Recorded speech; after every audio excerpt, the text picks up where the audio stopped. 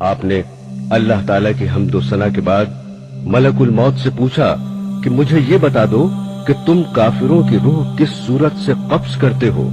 मलकुल मौत ने कहा कि वो खौफनाक और हैबतनाक नजारा आप न देख सकेंगे। आपने फरमाया क्यों नहीं, मुझे तुम दिखाओ तो। मलकुल मौत ने कहा अच्छा जरा मुंह फेर लीजिए।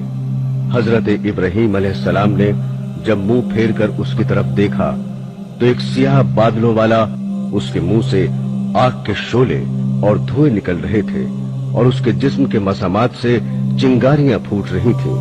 हजरत इब्राहीम अलैहिस्सलाम ये खौफनाक मंजर देखते ही बेहोश हो गए। थोड़ी देर बाद आपको जब होश आया तो देखा मलकुल मौत अपनी पहली शक्ल सूरत में बैठे थे। आपने फरमाया अगर काफिर को अजियत और सख्ती पेश न भी आए तो तुम्हारी ये भयानक और हैबतनाक सूरत ही उसके लिए बड़ा आजाब है और यही उसको काफी है। इसके बाद हजरत इब्राहीम अलैहिस्सलाम ने फरमाया कि अब जरा मोमिन की कब्ज रूह का भी नजारा दिखा।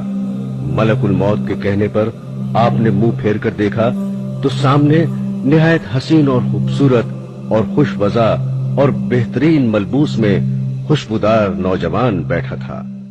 रवायत है कि बाज अंबिया ने मौत से कहा कि लोगों को तू अपनी आमद की इत्तला पहले से क्यों नहीं देती। उसने जवाब दिया कि मेरी आमद से पहले मेरे कासिद मेरा पैगाम पहुंचा देते हैं। हादसात और इनकलाबात, बुढ़ापा, बालों की सफेदी, बीमारी, बसारत की कमजोरी वगैरह मेरे कासिद ही तो हैं, मगर लोगों को फिर भी होश नहीं आता और वो गफलत के पर्दे में रहते हैं।